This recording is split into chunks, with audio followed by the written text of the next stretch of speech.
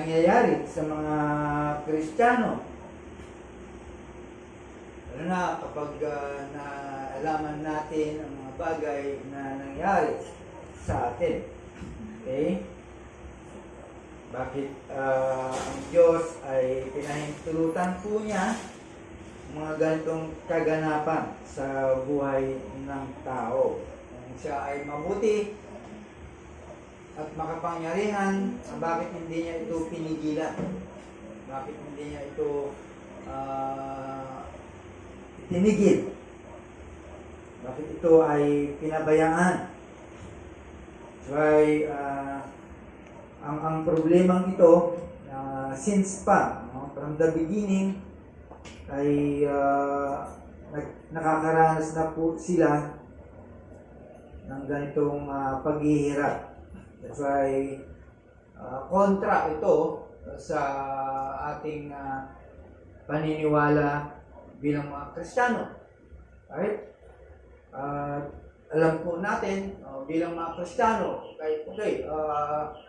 dito magaling ang mga Kristiyano. Right? Kung bakit merong suffering, kahit Kristiyano ka na, pero nakakaranas pa rin po tayo. Kaya sabi ko, there is no under any obligation na bigyan po tayo ng kasagutan. But the Bible ay ating makikita kung ano ang sagot ng Diyos. Ang naging ating pinag-usapan ng last Sunday, we define what is God, right? Ano ang Diyos. Kung bakit nag-i-exist ang kasamahan at paghihirap, at bakit pinahintulutan ng Diyos ng kasamaan ay magpatuloy. Okay?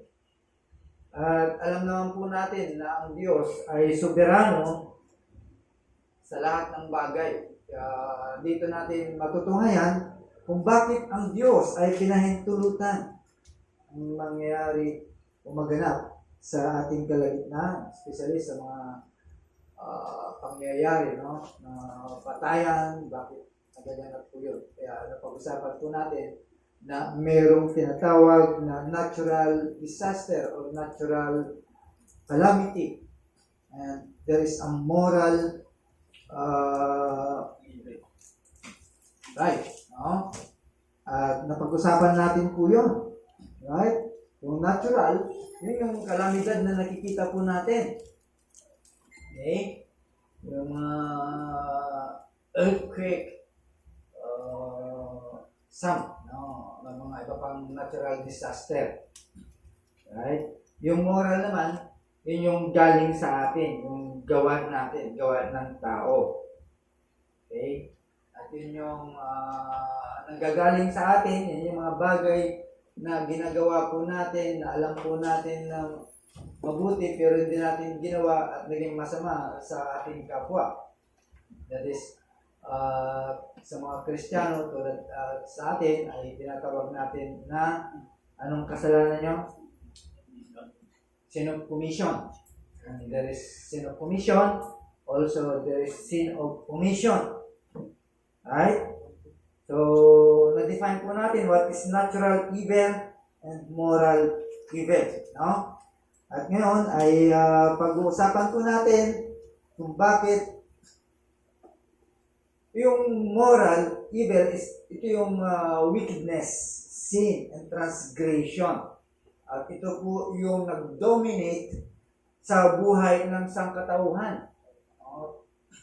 Kaya ang sabi ng Biblia, that no one is good, not one. Right? Lahat po daw ng isip at puso ng tao ay masama at patuloy na ging masama. Ayon po sa ng Genesis chapter 6 verse 5. Okay? That there is in the human heart an unceasing lust that continually conceives sin. Okay? And then gives birth to it. And then produce death. Yun yung natural ng tao. Okay? Now, there is also may mga tanong, no? Kasi bakit pinahintulutan ng Diyos na magpatuloy ang kasamaan? Diba? Kasi sometimes yun po yung isipan natin, bakit nangyayari ito? Right?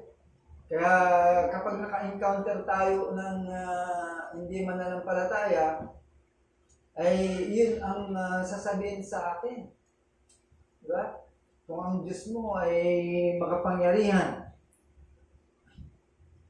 ay bakit hindi niya mapigilan? Bakit inalaw niya po ito? At nagquote po tayo ng verse in Isaiah chapter 45 verse 5 hanggang verse 7.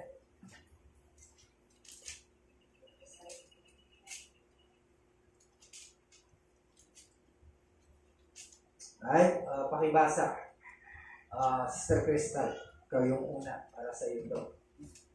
Isaiah chapter 45 verses 5 to 7. I am the Lord and there is no other. Besides me there is no God. I equip you though you do not know me, that people may know from the rising of the sun and from the west that there is none besides me. I am the Lord and there is no other. I form light and create darkness. I make well-being and create calamity. I am the Lord who does all these things. Okay, no? Magmula sa ating malalim na kaisipan, ating itinatanong ito. Okay? Bakit ang Diyos na saan nilikha niya ang sanlibutan ito at tinawag niya itong good? Right? Pero ginawa nga niya itong good. Kaya lang, ang problema, nagkasala yung ating mga ninuno. At dito nagpumagsak ang tao. At nadamay po tayo. Pero, bakit hindi niya ginawa ito? Pwede niya namang pigilin ang pagkasala ng ating ninuno. No? Si Adan at saka si Eva. Pwede niya namang supilin ito. Okay? Kung hindi siya naglagay ng puno doon sa gitna ng hardin, ay dapat hindi ito mangyari. Dapat hindi niya ito lalabagin. Right? Bakit? Bakit hindi pinigilan ng Diyos? Pero pinili pa rin ng Diyos na hindi ito pigilin because He decreed that event will certainly take place. Ibig sabihin, mangyayari at mangyayari po yun. Ibig sabihin, siya ang nag-ordinate nito na maganap ang mga bagay pong ito. Why? Sa inyong kaisipan, sa ating thinking, ano ba ang magiging sagot natin? Blanco po tayo doon, right? Hindi po tayo maalam sa Biblia. Kaya nga kinuha natin ang view ng sanlibutan at view sa mga mananampalataya, right? So why did God will that event will certainly take place? Bakit? Ginawa niya po ito for His own glory. That's why we read Isaiah chapter 45 verse 5 and verse 7. Okay? Para sa Kanya ito. Para sa Kanyang glory. At according to Dr. James White, God has decreed whatsoever comes to pass. So that anything that takes place in time actually has meaning. No? Meron daw ibig sabihin po nito kung bakit pinahintulot po ng Diyos. Right? Otherwise, kung walang kahulugan ito, ay baliwala lamang po ito. Why sin happen? Bakit nagaganap ang mga hindi po natin maisip na mangyari? Bakit may mga rape? Bakit may mga abuse? Bakit may mga giyera?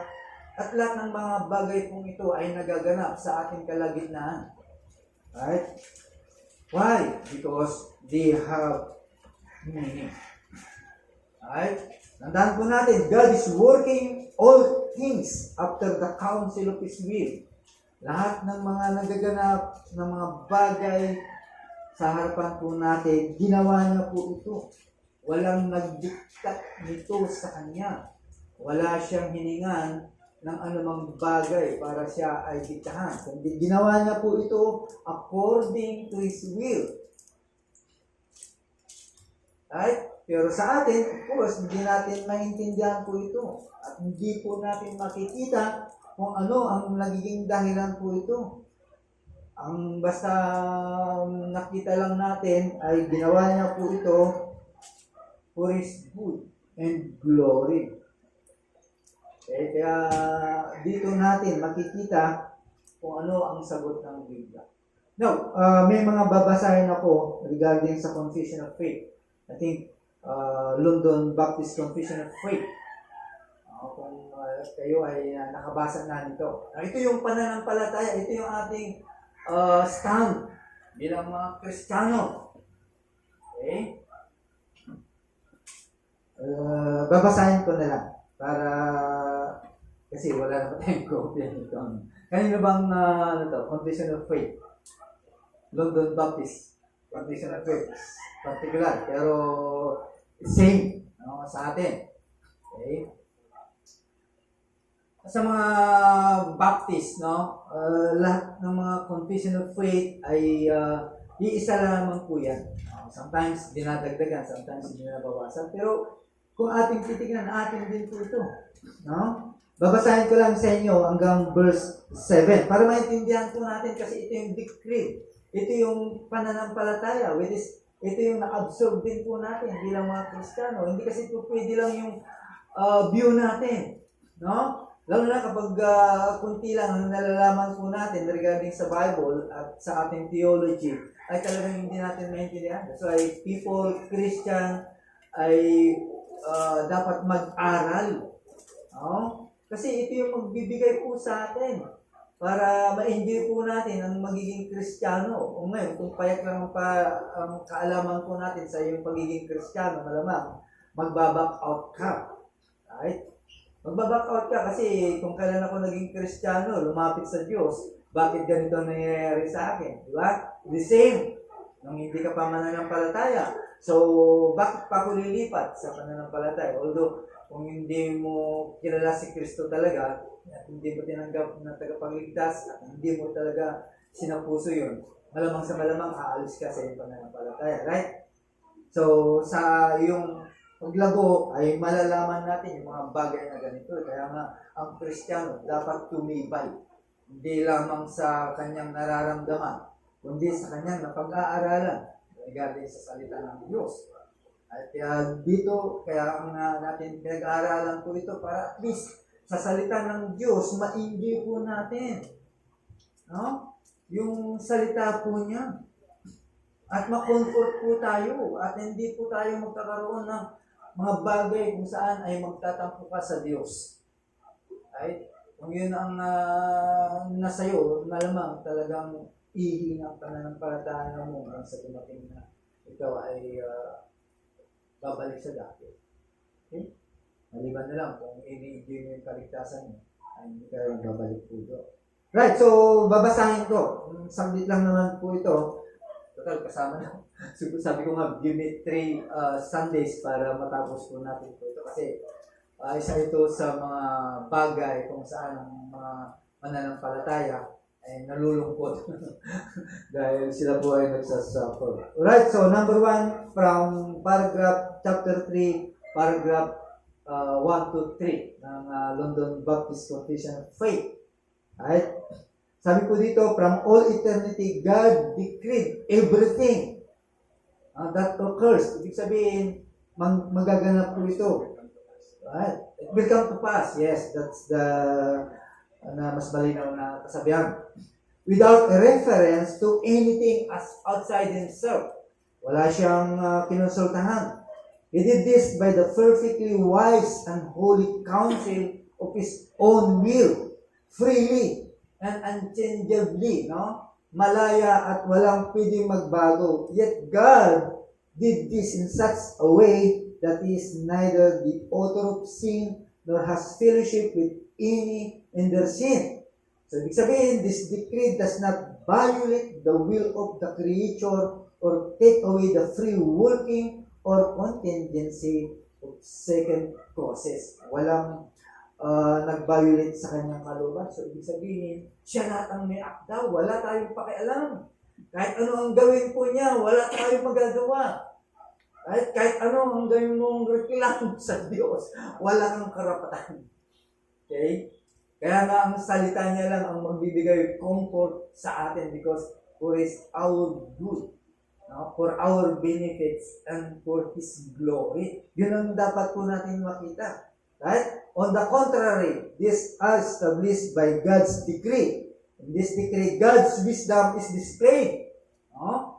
Hindi natin mag-grasp po yun, yung kataliran ng Diyos. Bakit ginawa po ito? In directing all things, and His power and faithfulness are demonstrated in accomplishing His decree. Right? Lahat po yun, ayun, sa kanyang katalinuhan. Imagine yung katalinuhan natin, katalinuhan ng Diyos. Right? Para sa atin, para sa kanyang nilikha, hindi natin makakaya. Number 2, God knows everything that could happen under any given condition. However, His decree of anything is not based on foreseeing it in the future or foreseeing that it would occur under such condition. By God's decree and for the demonstration of His glory, some human beings and angels are predestined. Pati yung pagkatalaga niya, no? Siya din ang lahat noon. Kahit sa kaligtasan ng tao, bakit mayroong hindi maliligtas, bakit may maliligtas, wala tayong pakialam doon. No, kanyang decree po yun. Right? To eternal life. Through Jesus Christ. Okay? To the praise of His glorious grace. Ginawa niya ito para sa kanyang kapurihan at para sa kanyang kahabagan. Others are left to live in their sin. Bakit hindi niya iniligtas na? Bakit may mga naiwang pa na patuloy na gagawa ng kasalanan? Okay? Why? They are leading to their just condemnation, to the praise of His glorious and justice. Para sa niyang kapurihan at ka-judgment. Bakit? Mayroong mapapahamak. Right? Okay? Number 5. Their perfectly wise, righteous, and gracious God often allows His own children for time to experience a variety of temptation and sinfulness. Bakit pinapabayaan niya rin ang kanyang mga anak na mangyayari ito? Why does good people suffer? Bakit pinapabayaan ko ito? Para sa ating mga Kristiyano, ito ang kasagutan. Sa mga hindi pa, of course, yung view mo. Yung view po yung sanlibutan. Pero ito yung comfort. Ito yung comfort po sa atin. He does this to chastise them. Bakit ginagawa niya ito? Bakit ikaw, Kristiyano, bakit ka pinaparusahan ng Diyos? Right? Alam nyo, yung parusa ng Diyos, hindi yung parusa, kundi pagmamahal yun. Ikaw ba, pag nagkasala ang anak mo, paparusahan mo siya. Bakit mo siya paparusahan? Dahil nagkasala. Ang pinaka-reason, gusto mo siyang tigilan. Gusto mo siyang tumigil sa kanyang ginagawa. So, ganun din po ang Diyos. That's why He chastise us for our former sins or to make them aware of the hidden strength of the corruption and deceitfulness of their hearts so that they may be humble. Pinaparusahan ka ng Diyos, imumudmud ka ng Diyos. Tandaan mo, pag hindi ka matuto, imumudmud ka ng Diyos. Ibig sabihin, hindi ka imumudmud sa pader. No? To the extent na ma-realize mo na mali ka, nagkakasala ka at babalik ka sa Diyos. Yun yung gagawin sa iyo. Pababayaan ka niyan. Pero to the extent na wala ka na talagang maisip magawa kundi bumalik sa Diyos. Right? He does also this to lead them to a closer and more constant dependence on Him to sustain them. No? Yun yung rason. Ginagawa ng Diyos ko ito para lalo ka pang lumapit at lalo ka pang mag-umasa sa Kanya. Sa mga Kristiyano po yun. Para sa akin po.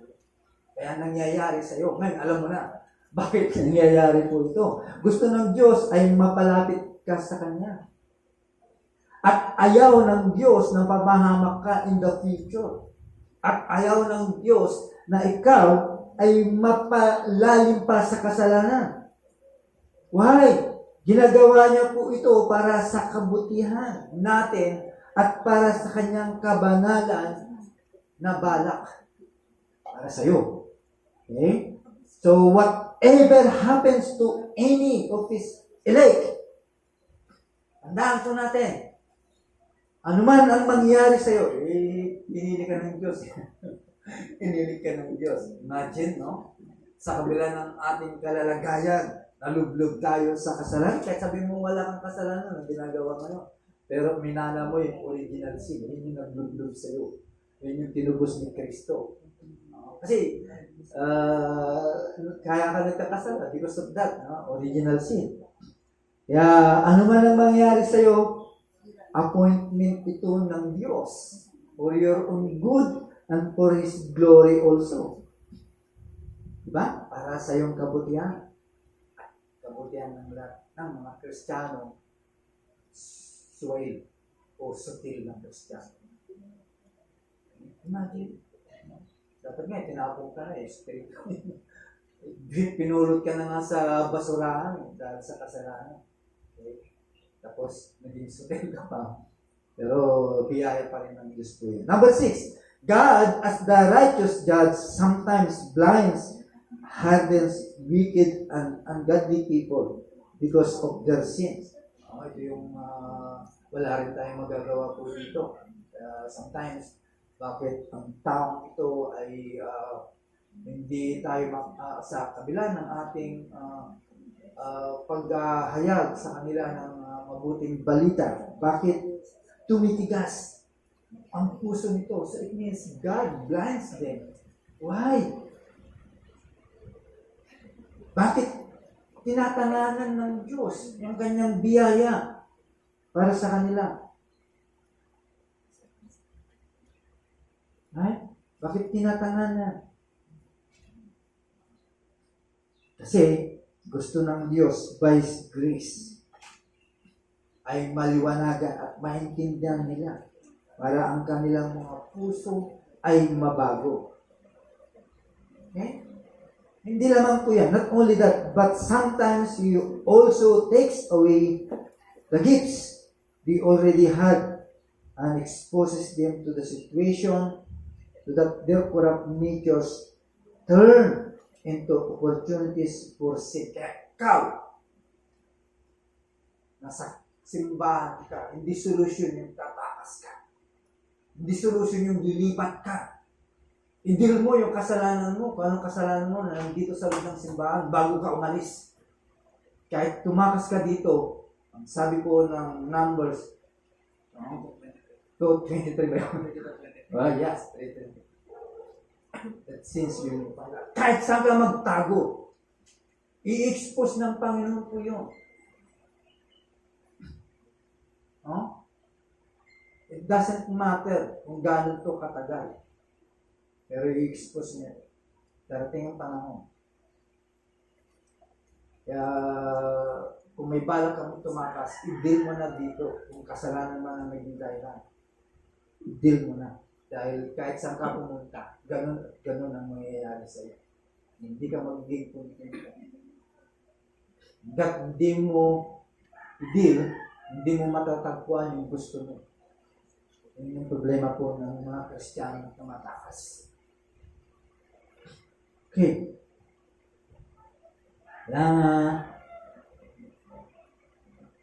Inaalisan ka, no?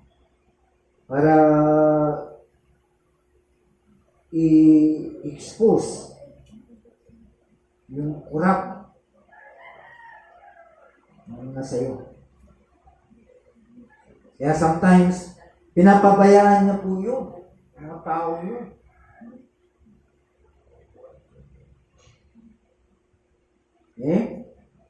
Bakit pinapabayaan ng Diyos ang mga ganun, klase ng Kristiyano?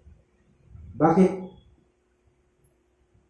sila ay tumitigas ang kanilang mga puso? Bakit pinabayaan ng Diyos po yan? To harden themselves. Para ang Diyos, makita nila, ang Diyos pa rin. No? Ang may kapangyarihan para sa kanila. Okay? Number 7. The providence of God in a general way includes all creatures. Yung providensya po niya, walang lahat. Lahat ng mga kanyang nilagyan. Pero, yung special na pamamaraan, iniingatan niya ang kanyang simbahan at inaayos niya ang lahat ng bagay to our own good. Kaya huwag kang liliban sa simbahan. Right? Huwag kang aalis sa simbahan. Kung inaakala mo ang simbahan ito, nakita mo ang ginto o kayamanan ng salita ng Diyos, pumirmis ka dito. Kahit masagasaan ang emosyon mo, kahit masagasaan ang plano mo o anumang agenda meron ka dito, compare sa mga natutunan mo, mag-stay ka dito. Hindi makabibigay ng comfort sa iyo yung pagtakas po natin. Right? Kaya tandaan po natin, God is sovereign over all the evil in the world. Ito yung next stop, topic po natin. Okay? So, ibig sabihin, makapangyarihan ng Diyos. Lahat ng mga bagay na nagaganap sa ating sanlibutan. Control niya, ibig sabihin. Right? The God of the Bible is the true and only living God. No? Maraming mga Diyos sa labas eh. No?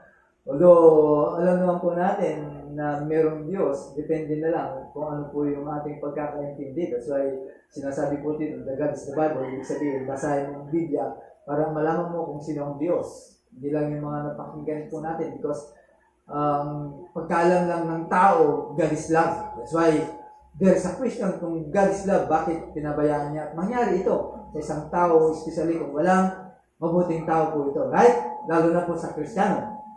Bakit nangyari po ito? Right? And then again, God is the God of the Scripture. Okay? Dahil Scripture is on self-disclosure. Dito natin po siya makikita at makikilala. He is all-powerful. He is all-knowing. He is good. He is loving. He is holy. He is sovereign and control absolutely everything. There is nothing that exists or occurs or even will that is not in His control. Now, kung pag-aaralan po natin, wala na tayong dapat tatanungin sa Diyos. Bakit nangyayari mga to? What is the purpose? Di ba? Bakit nangyayari ito? Bakit pinapahintulutan ng Diyos? Wala, kontrol niya ang lahat. Pero tutuklasin po natin kung bakit nangyayari pa rin yun. No? Kaya nga sabi ko sa iyo, dalawa yung ating in-involve po dito. Yung pananampalataya mo at yung view ng hindi mananampalataya. Kasi makaka-encounter ka ng tao na walang alam sa Biblia. Di ba? Basta ang alam sa kanya, God is good, God is love. So why this happened to me? Bakit nangyayari sa akin ito? Kung talagang makapangyarihan ng Diyos mo na sinasabi mo, bakit nangyayari sa akin ito? Good people naman ako. Di ba? Ano naman ako? Mabuting tao naman ako. So, bakit nangyayari po ito? Now, tutuklasin po natin, mga kapatid. Sabi ko nga, ito yung magbibigay sa iyo upang yakapin mo ang Diyos. Yakapin mo, ma-endure mo yung mga bagay na nangyayari. Diba? Ito yung comfort ng Kristiyano at ito rin yung comfort ng tao. Yung mga nagtatanong kung bakit nagaganap sa kanila po. Okay? So, control niya po ito. Now, basahin po natin ang 1 Chronicle chapter 29 verse 12. Marami po tayong babasahin po dito to establish the truth Kasi mahirap yung opinion lang po natin. Kasi dito pagbabasihan po natin, salita ng Diyos. Opinion mo lang mo. Kasi opinion mo for your good and for the good of the people. Paano yung opinion ng Diyos? Masasagasaan po yun. Yung ang pagtanong lang natin, bakit inalaw mo ito Diyos? Sinagasaan na natin yung decree ng Diyos. Right? Kaya basahin po natin. Sinong gustong bumasa? 1 Chronicles chapter 29, verse 11 hanggang verse 12. Sa Adister, pakibasa. 29:11. First Chronicle 29, verse 11. Thine, O Lord, is the greatness and the power and the glory and the victory and the majesty. For all that is in heaven and on the earth is thine, is kingdom. Basta. Dalawang verse na po ito. So nakita po natin, no? Kung gaano ang Diyos, ang kanyang katakilan, ang kanyang kapangyarihan. Okay? Sabihin, siya ang Diyos po natin. Siya yung Diyos ng Biblia. Marami po tayong babasahin ng verse, no? Psalms 115 verse 3. Pakibasa Sister Mel. Birthday ngayon ni Sister Mel. Please greet him. 35. 115 verse 3. Ibig sabihin 35 ang age ni Sister Mel. Wala ko 35. 115 verse 3. Psalm 115 verse 3. But our God is in the heavens. He hath done whatsoever He hath pleased. Okay. No? Ang Diyos naman natin ay nasa taas. At gusto niyang gawin, gusto niya. Kung gusto kanyang pahirapan ng Diyos, okay lang sa kanya. Pero sa iyo, hindi okay. Pero may meaning. May ibig sabihin yun. Kung bakit kanya pinapahirapan. Right? Ganun lang po yun. Kailan po natin isipin yun. Daniel chapter 4 verse 35. Pakibasa Brother Anthony.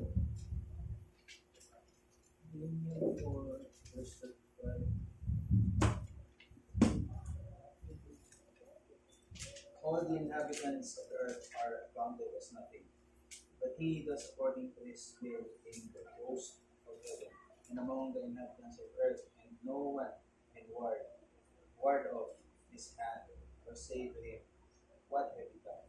Okay, no? So, ibig lang sabihin, ang Bible ay maliwanag na sinasabi po dito na ang Diyos ay soberanong Diyos. Right? It affirms that God is a sovereign God. So, ibig sabihin, it is absolute. It is infinite. It is irresistible. Walang pwedeng tumigil. No? Siya yung may karapatan. Lahat ng karapatan to govern the universe na kanyang ginawa. At gagawin niya po ito. Kaya, bilang putik, no? Siya yung may karapatan kung paano niya ulmanin ang putik na tinatawag. This is the right of the potter over the clay. He is under no rule. He is under no law outside of himself. There is no influence that come to him externally. He is a law unto himself, under no obligation to give an account to anyone.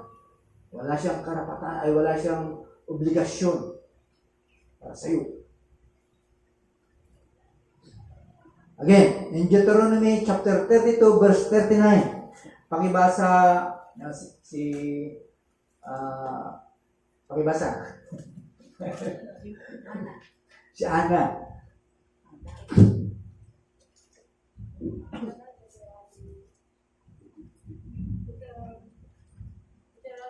32 verse 39. See now that I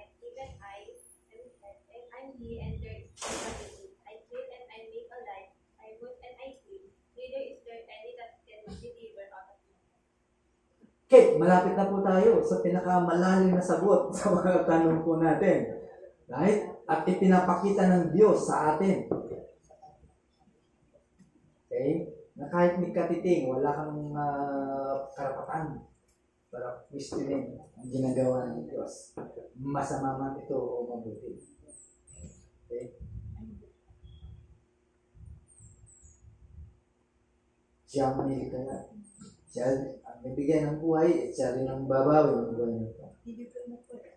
Okay? Kung ikaw ay sinaktan, siya din ang magpapagaling sa iyo, magkukumport sa iyo. At wala ng sino man. Right? So, imagine yung lalim ng comfort na may bibigay po sa atin sa salita ng Diyos. Kaya nga, itong Biblia, ang ating comfort. Read it. Basahin mo ito. Para makomfort ka. Ngayon, kung Kristiyano ka at hindi mo binabasa, no other comfort na matatanggap ka. Right? Hindi ka makukomfort sa mga opinion ng isip mo. Okay? Exodus chapter 4 verse 11. Pakibasa, Denise.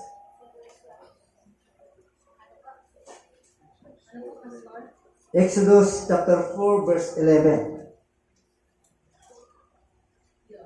And the Lord said unto him, Who hath made man's mouth, or who maketh the dumb, or deaf, or the seeing, or the blind?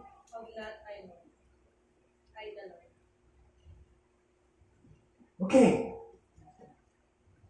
Yung bang ipinanganak ka na wala ka ng paningin, natural ba yun? Or moral? Nakasalanan yun. Moral yun. Kasi bakit nabubulat ng isang bata? Kasi siyempre, pag aksidente na nabuntis ka, something meron kang gagawin. Right? Pero pinahintulot pa rin ng Diyos po yun. Bagamat bata yun, wala siyang kaalam-alam. Pero makikita po natin na ibig sabihin, karapatan ng Diyos po yun. Wala tayong question po doon. Pero kung hindi ka maalam sa Biblia at hindi ka Kristiyano, you will question God. Bakit ka na yung tulot? Sana hindi mo nabigyan, di ba? Ganito pala mangyayari sa kanya. Pero bakit? Of course, wala tayong magagawa po doon. Siya yung nagsabi na siya ang magbibigay, siya yung Diyos na kaya niyang gawin, ano yung gusto niya. Pwede kanyang gawin blind at pwede kanyang magiging pipi. Another verse, Psalms 105 verse 16. Nakabasa na si Crystal, si Brother Joshua. Tuwag doon.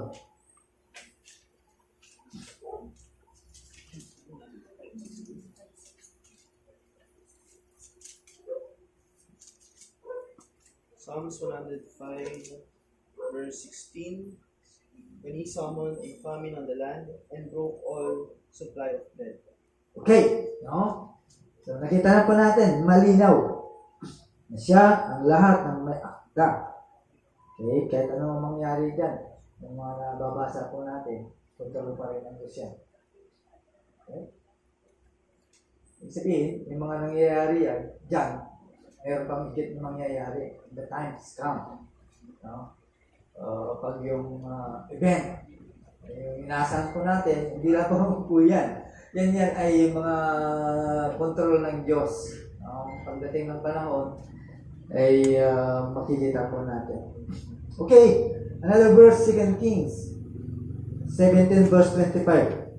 Pakibasa, Brother Joshua, dito.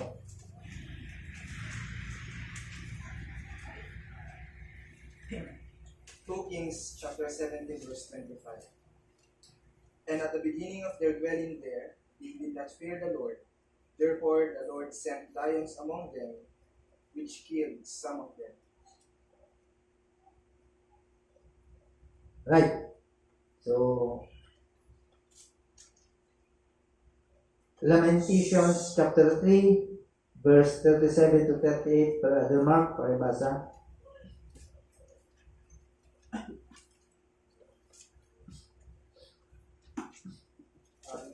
Lamentations chapter 3 verse 37 hanggang verse 38. verse 37 to 38. Was spoken and it came to pass, unless the Lord has commanded it. It is not from the mouth of the Most High that good and bad come.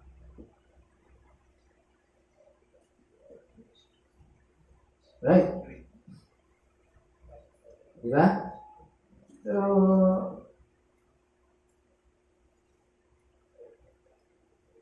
yung nangyari nung flood, okay, na winas out lahat ng tao at walo lang ang kanyang tinira. Di ba? Millions of people died, but saved only 8. Yung pamilya po ni Noah. Okay? God takes full responsibility. No? Isa ganun kaganapan. Diba? Another verse, Job 23 verse 13. Pakibasa, Sister Maybelline.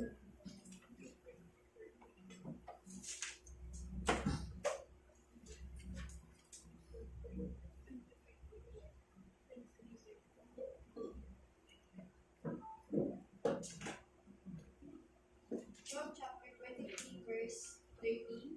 But he is unchangeable, and who can turn him back? What he desires, that he does. Okay. It means God is not conflicted, God is not duplicitous, God is not wringing his hands trying to figure out whether he should go to this way or that way. Kaya hindi nalilito ang Diyos. Hindi siya namimili kung ito o yan. Gagawin po ng Diyos po yun. No? Yan po yung sinasabi po ng salita ng Diyos. Another verse, Psalms 33 verse 9 hanggang verse 11. Pakibasa, Sister Sarili.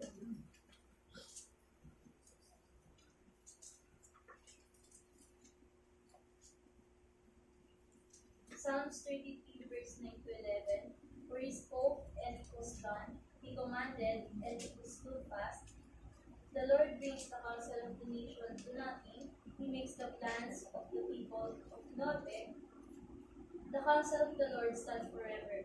The plans of his heart to all generations. Okay. Liwanag. Right? Control niya po ang lahat ng bagay. Isaiah chapter 14 verse 27. Pakibasa, Brother Mori. Isaiah chapter 14 and verse number 27. For the Lord of hosts has purpose, and who will annul it? Okay. His hand is stretched out, and who will turn him back?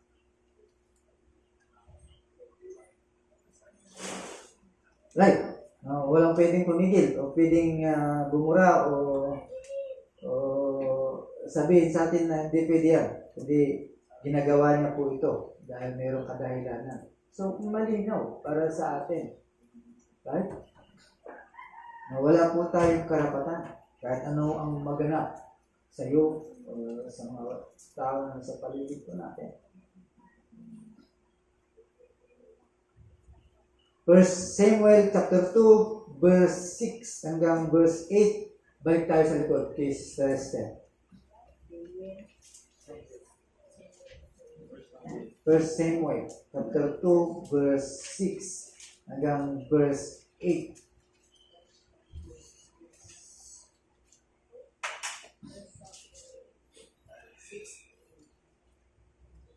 The Lord life and keep it alive. He bring it down to the grave and bring it up.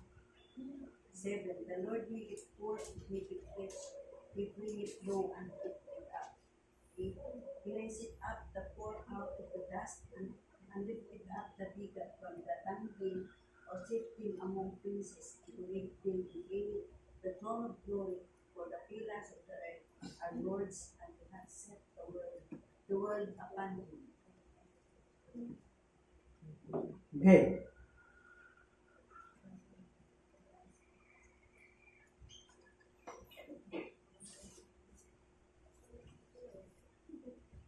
The Lord makes poor and makes rich. Okay?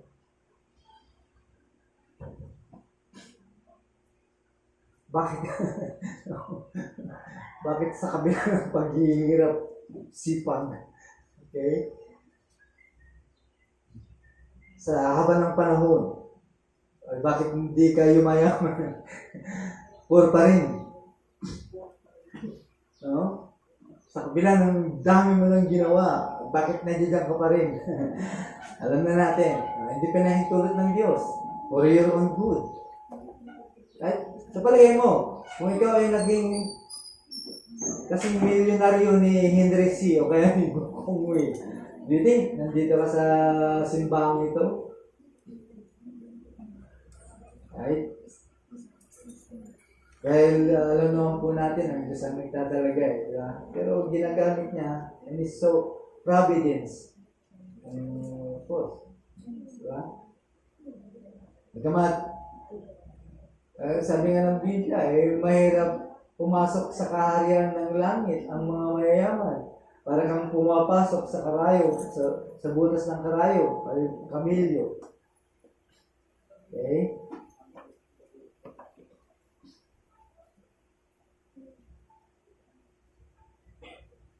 So, ibig sabihin,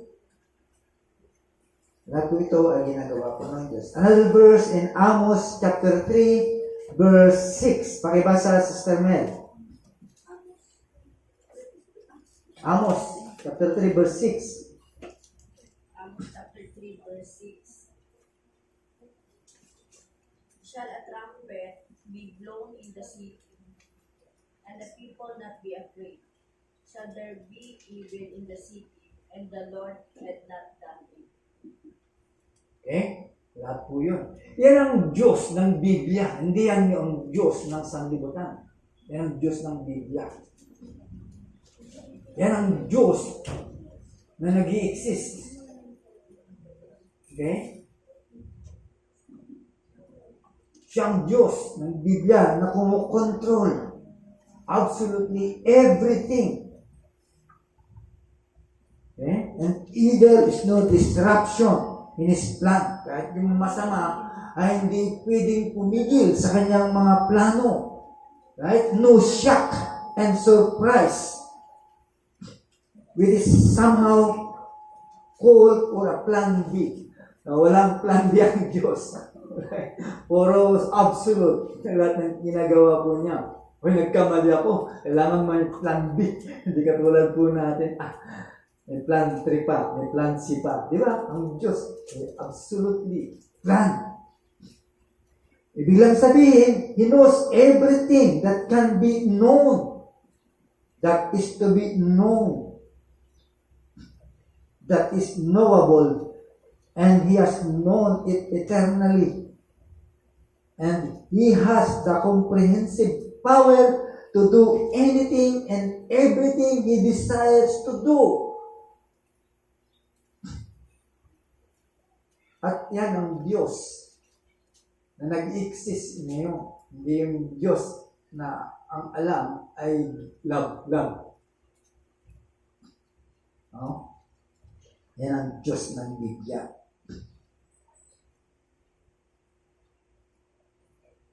Kung ang kademonyuhan, if evil exists manifestly, so God exists also manifestly.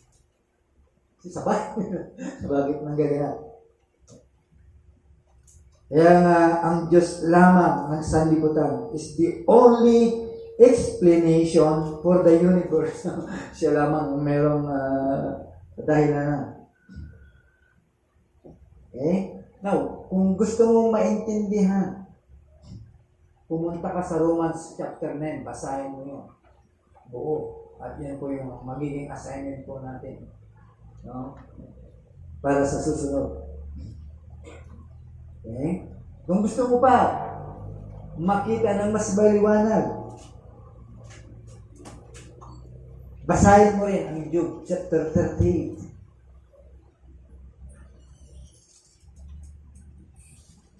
No?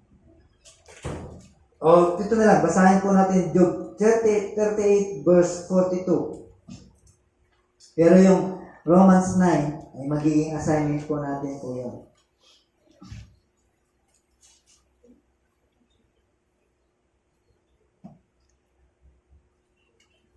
Okay, pakibasa, Job chapter 38 verse 42, sino yung sunod?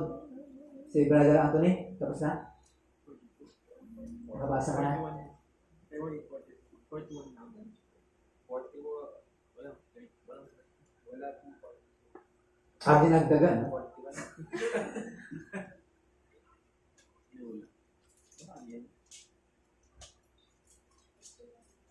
41 lang po. Siya, pakibasa. 41. 41. Who prepares for the raven its nourishment when its young cry to God and wander around without food? Okay, thank you. Kasi, ang context kasi nito ay kini-question ng Diyos.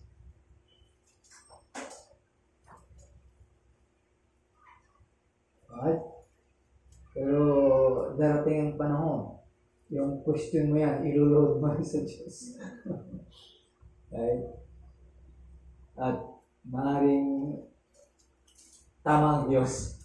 Okay? Kasi sa finite mind po natin, hindi po natin ma-reconcile po yun di ba? Kasi ang nature ng tao ay talagang sa kabila ng pag-fall ng tao, nabugbog sa mga bagay, no? Dala ng kasalanan, of course. Ang gusto po natin is always good. No? That's why may lumabas yung tanong, bakit nangyayari? Lalo na sa mga mabubuting tao. Is there any good for the people? No one. Only God good. Ang Diyos lamang. Kaya hindi mo dapat i-question yan, Lord. Nabuti ako, bakit nangyayari sa akin? Really? Are you good? Yeah? Tandaan po natin, ang pinaka-ultimate answer to the problem of evil. Ito na, pasok na po tayo po dito. Bakit nangyayari sa mga mabubuting tao? Why do bad things happen to good people?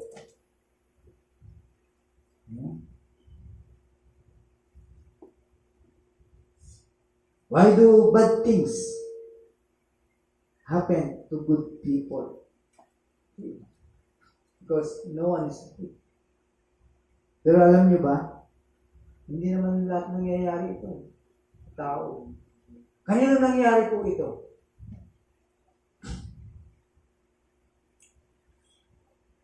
Kasi masama ang tao kaya nararapat lang na mangyari sa'yo. Di ba? Huwag mong sabihin na good people ka, bakit nangyari ito sa'yo? Sabi nga ng Bible, dinaanan po natin, no one is good. All is bad. No? All is guns. So, no one. Kaya, bakit nangyari ito? Kasi bad. Karma.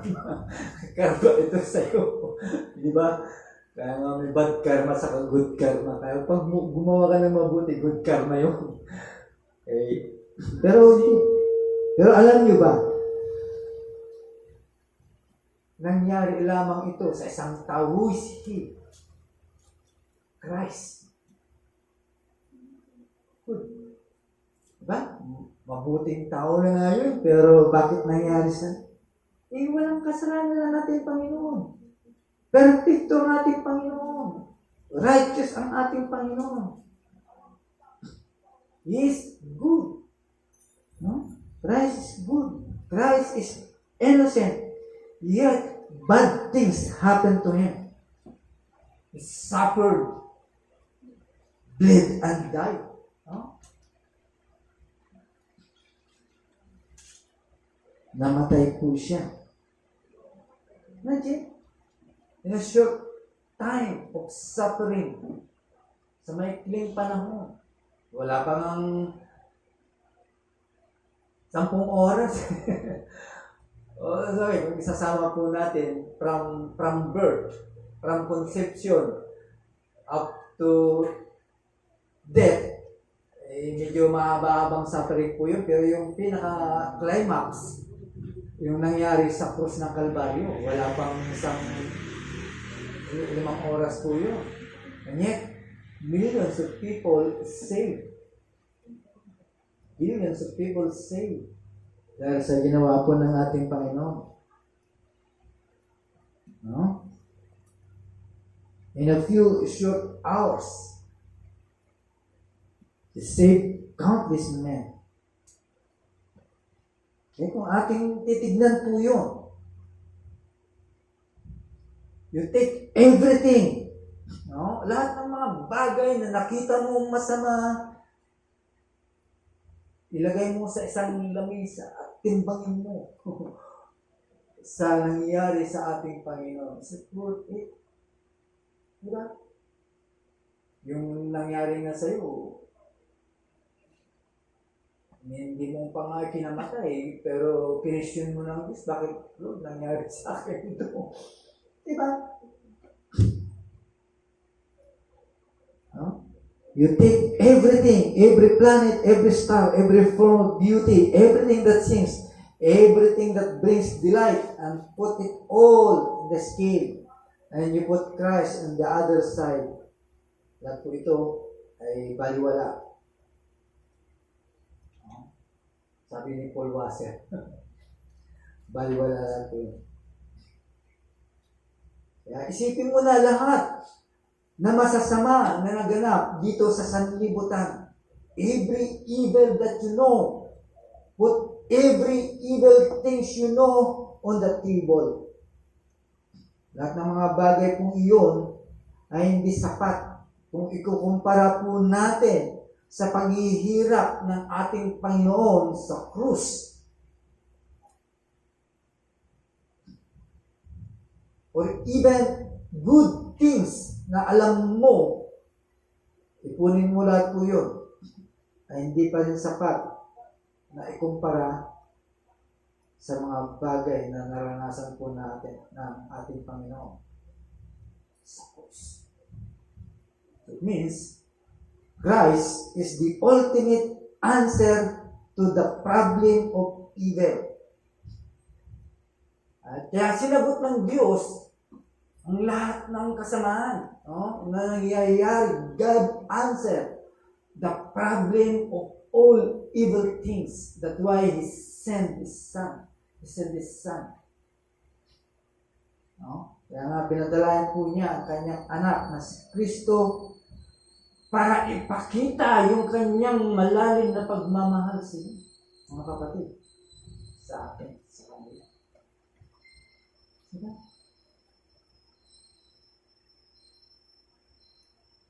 Yung malalim na pagmamahal at yung malalim na kanyang justice. Okay? Kaya nga doon sa krus, habang nakaibayubay ang ating Panginoon, the fullness of glory of God shine. Diba? Kaya ito po yung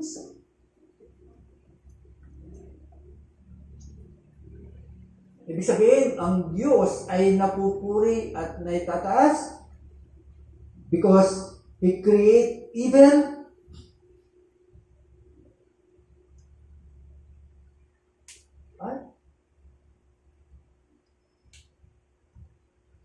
Di lamang glorious, kundi infinitely glorious because of evil. Bakit? Kasi we praise God. Dahil na-overcome na ng Diyos ang kasamahan through Christ Jesus. Diba? Pero bakit? Kung na-overcome na, bakit nangyayari? Again, balik ulit tayo sa salita ng Diyos.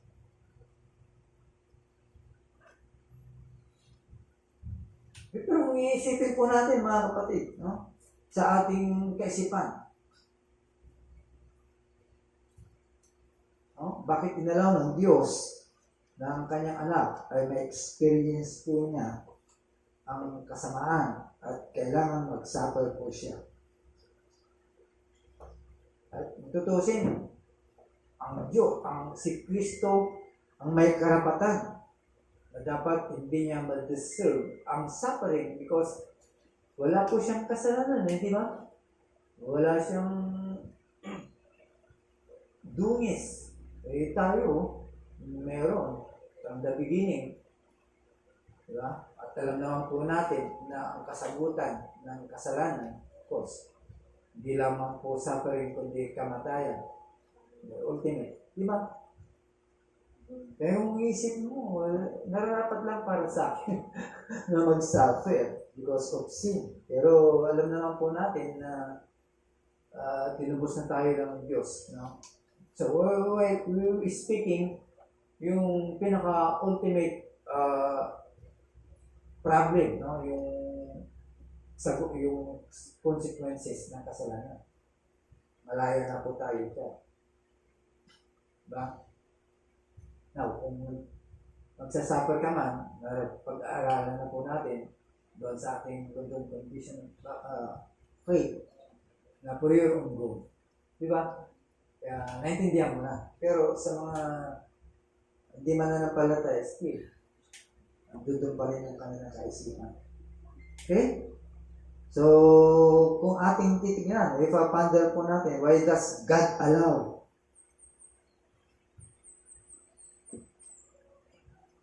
Right? Allow my life to be extended despite sinning against Him. Dapat mamamatay ka na nga dahil sa kasalanan mo. You deserve to be killed.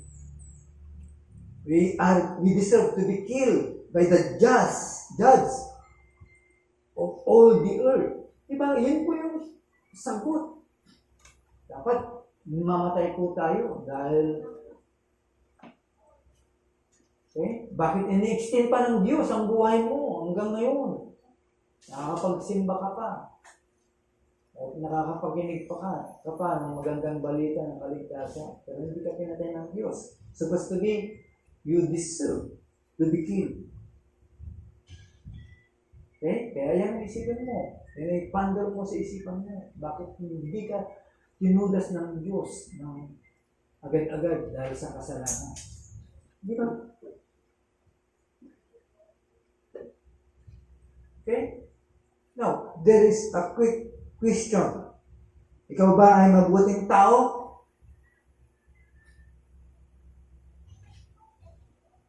Kung sinabi mong yes, sabihin, yan yung nagpapatunay na masama ka kasi wala namang good people that makes you bad kapag sinabi mong more bad kapag sinabi mong ikaw ay mabuti. Okay?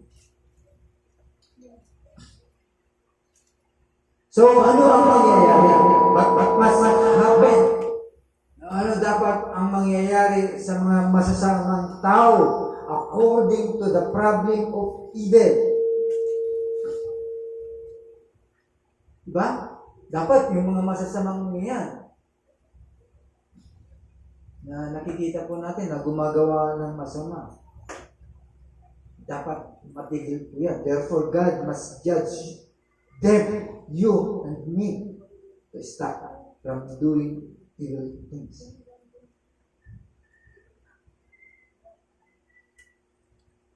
So, may problema. Kaya ayusin mo ang iyong sarili sa harapan ng Diyos. Okay? Ipinakita na ng Diyos. Kaya ayusin mo na maitama ka sa harapan ng Diyos. You must be right with God. So how? How can you be right with God? Kasi itong problema, no, ng karamihan. Na worldview, akala po nila, kahit yung paggawa ng mabuti or sumunod sa batas ng Diyos at at sumagot. Ano man po yung pinag-uutos ng Diyos, ay yun na po ang magbibigay sa Kanya ng kabanalan. Yung utos ng Diyos tapos magbigay ng finance, no? Ano yung inutos at ginawa mo. Akala mo, enough na po yun? Hindi. You can no hope in the law. Wala kang pag-asa sa batas ng Diyos kung ito ay susundin mo. Tandaan po natin, you cannot make yourself right with God by obeying the law. There's no hope. Right? Walang pag-asa dyan. Pero, tandaan po natin, there is hope in Christ. May pag-asa kay Kristo. So, you must trust Him. Tiwala ka sa Panginoon. Ano po ang ginawa niya sa krus ng Kalbaryo. Biglang sabihin, entrust your life to Him.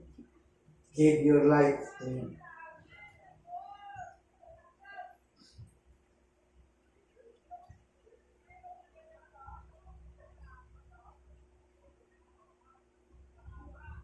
Okay?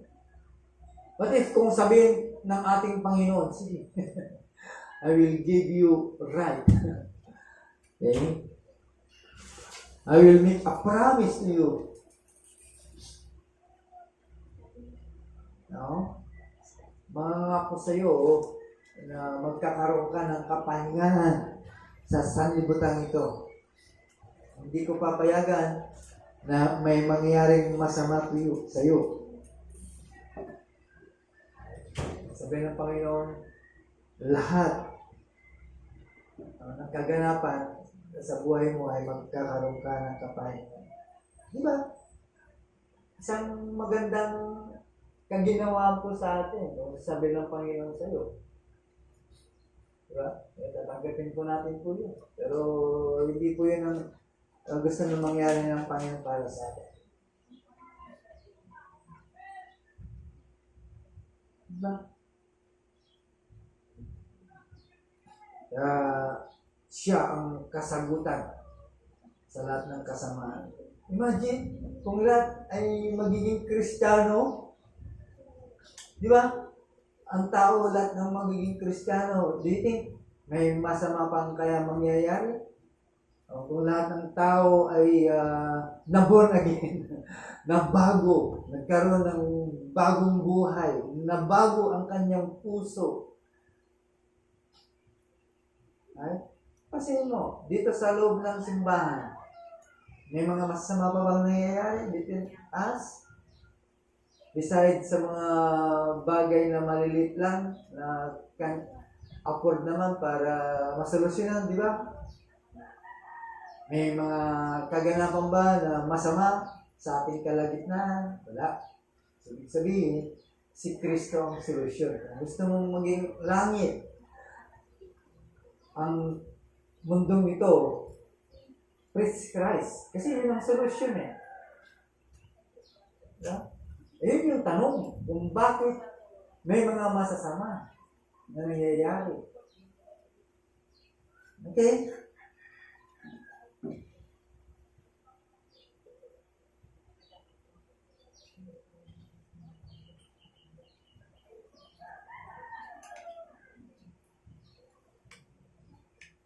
Last verse po natin, please read Isaiah chapter 48, verse 22.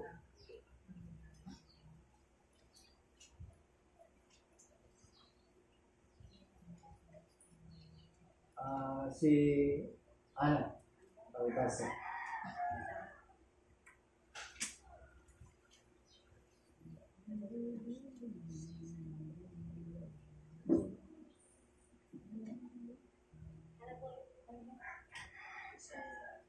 Isaiah chapter 48, verse 22. There is no peace, says the Lord, for the wicked. There's no peace for the wicked. Yan po yung sinasabi po ng Biblia. Tandaan po natin mga kapatid, between the difference between our loved ones and God in regards to sa mga problema po natin, no? Kasi sometimes tayo po ay kahit Kristiyano na po tayo ay talagang umiiyak pa rin po tayo sa mga kaganapan na nangyayari po sa atin. Ay, kung ang ating mga magulang, kapag ikaw ay you are under sorrow or may problema at ikaw ay nagsusumamo o umiiyak, no? Yung payo o yung sinasabi ng ating mga magulang, no? Para maibsan, yan ay temporary lamang. To wipe your tears. Temporary lamang po yan. But God, kung saan ang papawi sa lahat ng mga pagsubok at problema para ikaw ay umiyak, lahat po yan ay matatapos. Okay? Ibig sabihin, si Kristo ang kasagutan for those grief and sorrow and sadness and pain. Si Kristo. Yan, sandali lang po yan kapag mga tao ang nagbigay sa iyo, di ba? Pero pa ang ating Panginoon. Right. So, that's the last verse. There is no peace, says the Lord, for the wicked. Siguro tapos na tayo sa ating topic about the suffering. Pero meron pa tayong isang ano pa. Titingnan po natin kung bakit kung ano pa yung comfort na makukuha po natin. Tayo po manalangin.